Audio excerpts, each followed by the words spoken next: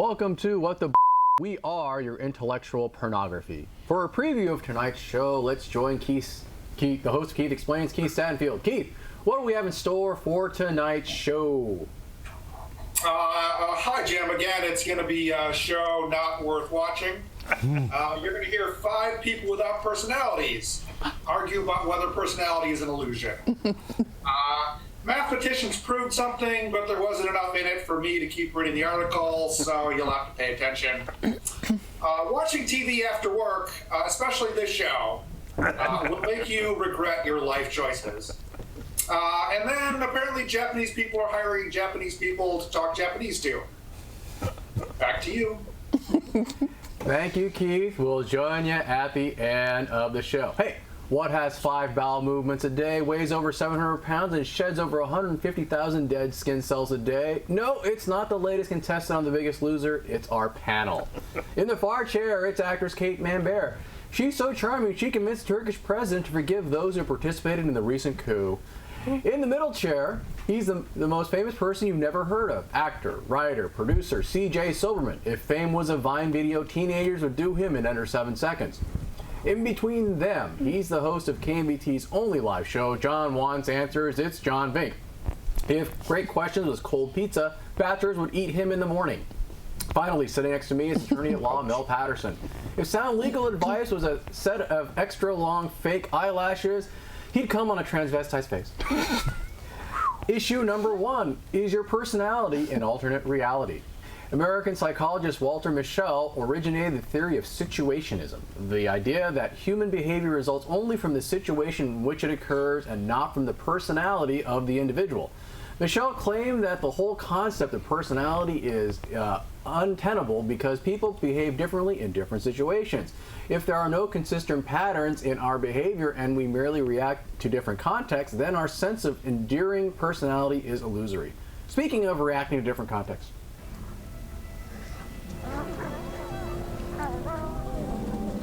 Running head down, the herd's only thought is escape.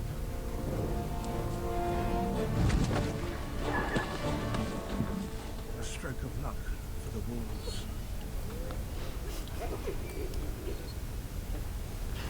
Yeah, I'm thinking that last bison was kind of a douche, but you know, Yes.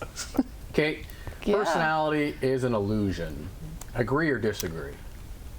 I disagree. And why is that? Well, I think obviously people have personalities. People are different, and we call that personality. Some are quieter, some are louder, some are nasty, some are always happy. Oh, but you understand at least the theory that Michelle's positing, correct? Yes, barely. Okay.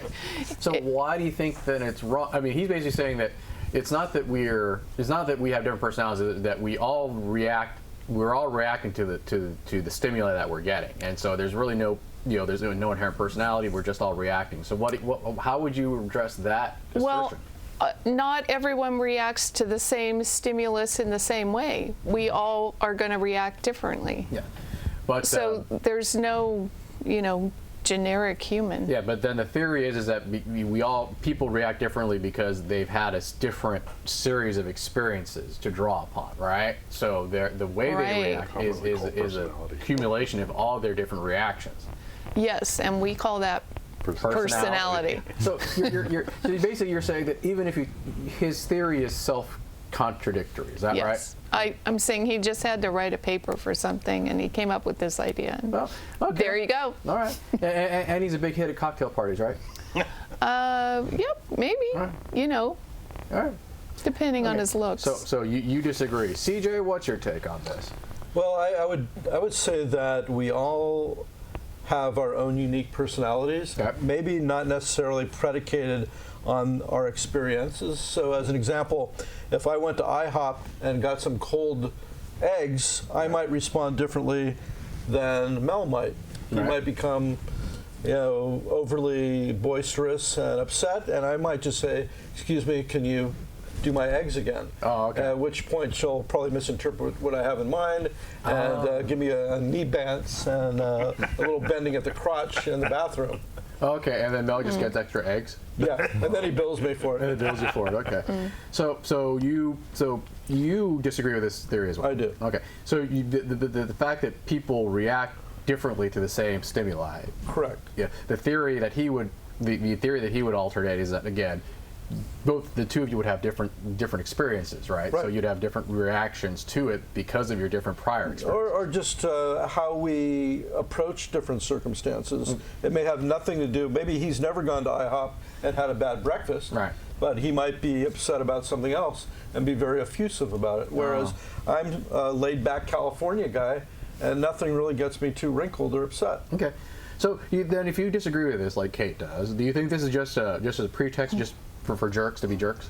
Well, it's a way to try to engage other people who have similar thinking to join his wagon. So he can feel he's like a leader. Okay.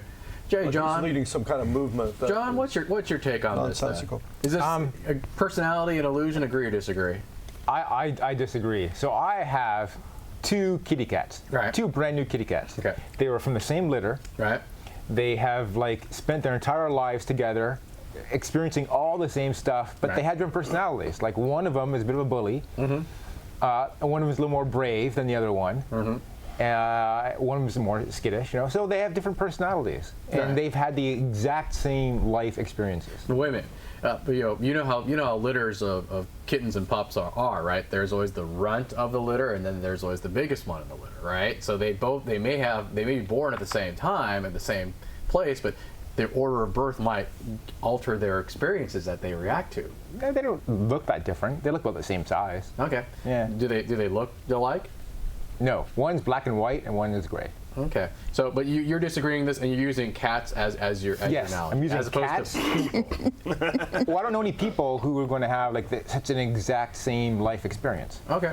I mean, you have identical twins, perhaps. Or siblings, similar. but- Siblings they're born at different times. Okay. So like my older sister is different than me. Right. She's a lot. And she's a woman. Less smart than me. She's a lot less man than me. Lot less man than you. Okay. Yeah. Yeah. Okay. All right. That's a good thing. Okay. So Mel, your take, personality and illusion or not? I have to agree with the rest of the panel. I mean, I think this is nonsense. I mean, I would draw upon the fact that I have currently 9 brothers and sisters, Right. and growing up in the same environment, in the same household, Right. and I also have my daughter and well, my daughter's only child, but my nieces and nephews, who are 4 or 5 of them, and from the time they were babies, they all had different personalities. Okay. All right. So there's no history or experience for them to draw on to create the different personalities. They just are. Okay. So if you're a jerk, you're just a jerk. Yes. Okay. All right. I'll go with that. No, we have to talk after the show. Issue number 2. Do we cooperate in order to proliferate? Mathematicians may have found an answer to why we have evolved to cooperate. An international team of researchers has found that altruism is favored by random fluctuations in nature, offering an explanation as to why this seemingly disadvantageous trait has evolved. Darwinian evolution suggests that cheaters' ability to breed faster will allow them to proliferate and eventually take over the whole population. This problem is common among all altruistic populations, raising the question of how cooperation evolved. They found that more cooperation means more food for the overall a larger population. If, on the other hand, there's a random increase in the number of cheats, then there's not enough food to go around and the total population size will decrease. I think we have some of the research footage here.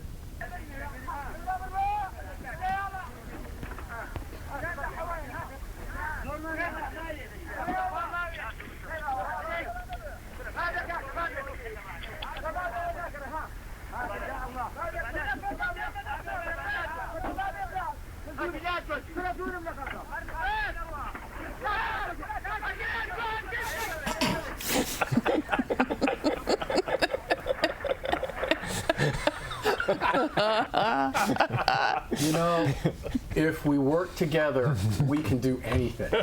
Yes, we can. Yes, we can. Yes, we can. Hey, John, I'm going to go with you as the resident intellectual of this panel. Cooperation is a natural phenomenon. Agree or disagree? That's a tough question. Sure. Sure, why not? Okay. We agree. I assume We agree. you've given much thought to this and have an explanation as to why you have this position. I thought about my current situation right now, Okay. and I think we are all cooperating to make this a great episode. Okay. Even though some people are trying to derail it. Oh, okay. Like there's one odd person. I'm not going to point fingers, All right. but when someone's trying to derail this, but we're all trying to cooperate to make this a better show. Okay, so you just agree with this, and you don't have anything unique to add other than you think someone's trying to sabotage the show. Yeah, that sounds about right. Okay. Yeah. Thanks. Mel, as a person who's hired hookers and hitmen, what's your take on this? Is cooperation natural or unnatural? Well, I don't think it evolves. I don't think it's a trait. I don't think it's something that is innate, because if it were, we wouldn't have so much conflict in the world today. Well, no. Remember, it's not inherent in everybody, but there is a reason why it arose and why it still persists. It's not an evolutionary trait. Okay. There's no evidence to suggest that it's some kind of evolutionary trait unless you're a mutant or something. Right. So wait a minute. So you're thinking that we as a human species would still have evolved as naked cavemen if we didn't cooperate with each other Yeah. to take down the mammoth, and we're just all screwing each other? Yeah. Okay, like we do on like a reality show, Caveman. Well, I think that Naked and Afraid? I think that lawyers are a good example of the lack of cooperation. I mean, we thrive on conflict. Oh, that's right. You're a solo practitioner, aren't you? Right. Oh, that's right. Maybe I should have asked the wrong person. Kate, as the woman on the panel. Oh, good. Cooperation is a natural phenomenon. Agree or disagree with it? Huh. I think cooperation is a natural thing. Is it a good thing? It's a good thing. Okay. Do you think there's a inherent balance in human society between cooperation and being selfish bastard like Mel? I think sometimes even the selfish bastards need to cooperate. Yeah, but I'm a well-paid selfish bastard. Oh, well, Yeah. all right, then I'm going to turn to CJ here, because I'll give you the last word because I have 30 seconds left. What's your take on this? Well, I guess we're looking at this from a societal perspective and just examining like corporate America. There are companies that will pay thousands of dollars to do team building exercises, which could be something as small as going out for a pizza together or building A canoe? a canoe together, or But at the end analysis, there will always be those people in leadership that want to take over, and they don't want to cooperate. And I would argue that some of the best corporations in America have people at the helm that are very much in charge. Although they're kind to other people and they care about their input, ultimately they're going to go the course that they think is best for the corporation. Ah, selfish. All right, I'll leave it at that. On to our first break. And we are back from our first break. Issue number 3, if TV watching you binge, will it make your ego cringe? Scientists have discovered that watching television at the end of a long day can make you feel guilty and like a failure. The study published in the Journal of Communication found that people who were highly stressed after work did not feel relaxed or recovered when they watched TV or played computer games. Instead, they had high levels of guilt and feelings of failure. The study found that high-stressed people felt watching TV was a sign that they had failed to exercise self-control. Speaking of which... Chester, come on, buddy. Stand up for me. Smile. Services, do you copy, Katie? Fights the guys. Is this a snuff film? That's what I'm wondering. He's already had a 2-person day. Don't bite the hand that feeds you, or do. Smile, buddy. Great. Now, I would prefer it to be open a little wider, but... Do we want photo recording this? Hey, Mike. Go down low. Stay low. You're going to go in just above the bottom jaw, and then on the way out. On the way out. you know, that alligator had no self-control. Self-control. Just entertain the audience, but anyway. Yeah. All right, CJ, I'm going to go to you first. TV watching after work makes you feel like a loser. Agree or disagree? So I'm a very poor candidate to answer that question because I do not watch television. Okay. And Do you play computer therefore, games after work? I don't do either.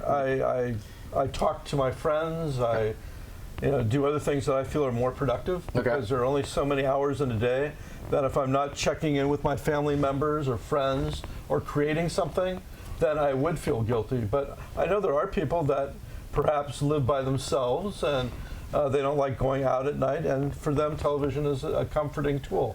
So I'm not a very good candidate because I don't watch television, and only this show, of course, and sports. Right. So you're going to deny any personal experience or any firsthand knowledge or any opinion on this, right? Well, my opinion is that I do think that television could be a companion for people that are stuck at home or elderly or don't have a lot of friends. Okay. And also I think it depends on the shows that they watch as well. That if they're engaged in a lot of sort of depressing hour episodic television shows that have bad endings versus light-hearted comedies, there could be a difference in their perspective. So I'm going to just presume you don't have cable or HBO, right? I do, but I only watch sports. Oh, there you go. Sure. Okay. All right.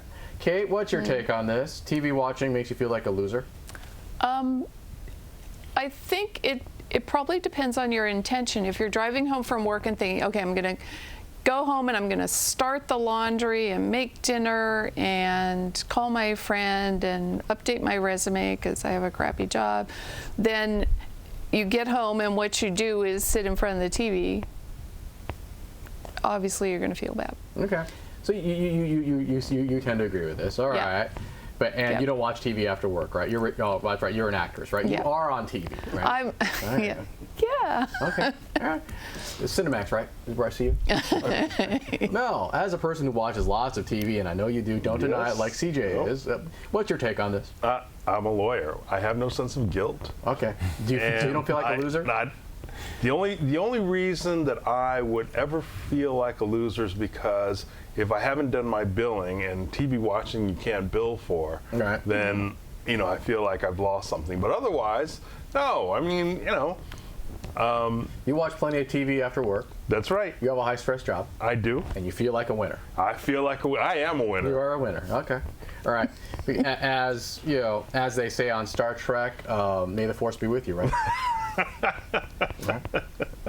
I think you're a little confused there, Jim. No, that was a geek check. Anyways, and you failed. Yeah, you watch it. John, hey, Jim. You watch a lot of TV? Oh, man, I watch a lot of TV. What's your take on this? I watch like 3 hours a night, if I can. I don't feel like a loser. I might feel guilty sometimes because I dedicate my weekends to like getting stuff done. Okay. And if I don't get stuff done by the end of the weekend, I'm like, well, maybe like Monday night or Tuesday night when I get home, I can work on this. Okay. And I'd rather watch. So you watch TV. 3 hours of TV a night as opposed to pleasuring your 3 girlfriends, right? That comes later. And buying expensive gifts for them. TV comes first, then I do some pleasuring, wait a minute. and then I sleep for 8 hours. TV comes first, then the girlfriend. Well, there's at 7 p.m. we're not in the mood. It's a choice. 11 p.m. Oh no, it's not just about that. But anyways, I'll just leave it at that. I don't want to embarrass you anymore. Issue number 4: will you listen to strangers who bitch even if you don't get rich? From lonely seniors to schoolgirls, middle-aged Japanese men will listen to clients who would never dream of spilling their guts to a therapist or worse, their families. Anyone in need of company can rent an osan, a man aged between 45 and 55, for 1,000 yen or $10 an hour. Quote, for me, the service is a hobby more than anything, unquote, says Takanoku Nishimoto, who first came up with the concept. But people who come to Nishimoto do not suffer from detachment from society or challenges adjusting to it. Rather, those who use the service say it allows them to forget their expectations of their family and friends and speak freely, an option which experts say is especially useful in Japan, where societal roles can be highly defined and expectations rigid. Speaking of rigid expectations... Okay, you gotta hurry. Wait.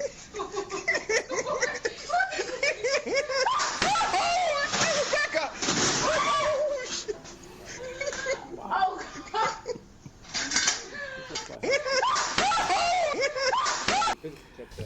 Yeah. She's gonna need remember when planking was a thing? If she's a renter, she's not getting her deposit back. That's right. Yeah. All right. Hey, Mel. Yeah. Hiring men, $10 an hour just to listen to your problems, a great idea or terrible idea? Well, from a billing standpoint, it's a terrible idea. More like, I don't listen to anybody's problems for less than $500 an hour. Yes, but you're a lawyer. For the average non-lawyer type person, great idea or terrible idea? $250 an hour. Oh, okay. I mean, people have lots of problems, and even therapists, more than $10 an hour. So come on. Yeah. So why not go with a therapist, a bartender, preacher, rabbi, friends, and all that stuff? Because all of those guys charge one way or another. Even your friends? Yeah, of course. Even the priest? You're giving the money in the box. You think that's not paying? $5 a week sounds great to me. You're paying. Believe me, you're paying. All right. So, Kate, I'll go to you. What do you think? Mel thinks it's a terrible idea because he listens to people bitch at him for a couple $100 an hour. What's your take on this? I don't really understand why the men would do it for $10 an hour unless they just like the sound of women's voices. Okay. I think the woman, I don't know why they don't just talk to themselves. Oh, okay. Because that would make people think you're crazy. But anyways, John, do you think this is a way for men to pick middle-aged men to earn extra income and pick up on women? Well, from what I read, there's like no picking up available, right? I didn't read that far. And so there's not very much money involved, like $10 an hour. So I think the only way to make it worthwhile my time is if I can do something else while it's happening. Like, can I be on my iPhone playing games? Or picking up women? Yeah. Can I be like nodding, like they're there. Or that sounds terrible. Or watching TV at the same time? Oh. Well, no, that'd be too distracting. I'd be annoyed. I'd be like, can you shut down for a little bit and try to watch TV? No, I can't do that. So then, John, which is worse? $10 an hour listening to women bitch about their problems in Japan, or watching TV after work? I think worse would be listening to bitching people. Okay, all right. I love TV. Oh, you love TV? Yeah. Well, no, then I'll just go to CJ here, who denies watching any TV after work. Except for sports. That's a sports. Would you do this for $10 an hour as just a way to earn extra income, like Uber or something like that? No, this is sort of a sad commentary on society, much like the service that's available called cuddling. Okay. There are women out there that will cuddle with a man. Now we have a panelist that does this. Okay, So nothing against her services, but it seems sad to me that somebody would have to pay to be listened to or to be held. Why not just get a friend or a family member that you believe in and talk to them? Isn't that what? So you don't know anybody who sees a therapist? I do, Okay, but they're paying a premium for somebody who would have some education and some credentials. Why not pay advice. someone less money and do it on the cheap? Because they have no credentials. They're just sitting there listening. Yeah, but maybe that's all that. you need. Maybe you're not so messed up that you need to pay someone a lot of money. You just moderately just want to get stuff off your chest, and you don't want Talk to a tape recorder and play it back. Is that the same thing? I don't know. I haven't done it, but it seems like kind of a worthless service to me, and even based on how much they're charging, predicates how much it's worth to society. Okay, it's like cuddling without. Well, I'll have lunch with you after the show. Ending. How's that? All right, sounds good. On to our second break. And we are back from our second break. For those of you who want to send questions or comments, our information on Twitter and email is below.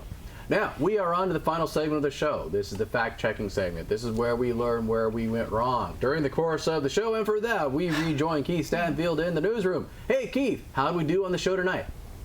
Again, a great show, and I'm lying about that. So that's the first fact I'm going to say is not true. From the opening, I've heard you before say CJ is the most famous person I've never heard of. He is not even the most famous person I've never heard of. From your first segment, you said that last bison was a douche. Yeah. No, that last bison was an asshat. Oh, okay. Yeah. My negative terminology needs to be updated to the new millennium. I concur. Anyway, talking about personality, as I predicted, 5 people with no personality talking about whether it exists was not, must-see television. And all of you misread the study in that the author didn't say that since different people behave differently, there's no personality. He said that since the same person behaves differently, personality is an illusion. So pay attention next time. And John, specifically, you wrote that your sister was a lot less man than you. But your sister joined the armed forces. She is, in fact, a lot more man than you. It's the Canadian Armed Forces, Keith. Still, that makes her 70% more man than John. Wow, I didn't know it was that precise. What else you got, Keith? And CJ, you mentioned that we all have our own unique personalities and that was why this study was wrong. I would like you to look to your left at John. All I need is one counterexample to disprove your statement, and you're looking at my disapproval of your statement. I mean, John has no personality? Not measurable. Scientists have tried. But he is unique. Oh, yeah, he is definitely Yeah. unique. On that same topic, in the second segment, Jim, you said John was the resident intellectual on this show. Yes. That is also a false statement. The resident intellectual on the show is Timothy. Oh, that's true. Timothy was smart enough not to come. Man, you How need intellectual he to is. Wow. adjust your sarcasm meter next time. Or is my British In humor? that segment, Kate did make one true statement. Oh, good. She said cooperation is a good thing. So Kate gets a point. Oh, all right. I win. She's winning. 1-0. It's a low bar. And CJ mentioned that canoe building was a cooperative enterprise. CJ, everyone knows you have to build your own canoe. Oh. At least in Venezuela. Yes. Venezuela. Or the government can force you to build a canoe. On your third topic, watching television, again, you had a chance, panel, to make people feel better about their lives, and you failed. So you should all feel bad. Yeah.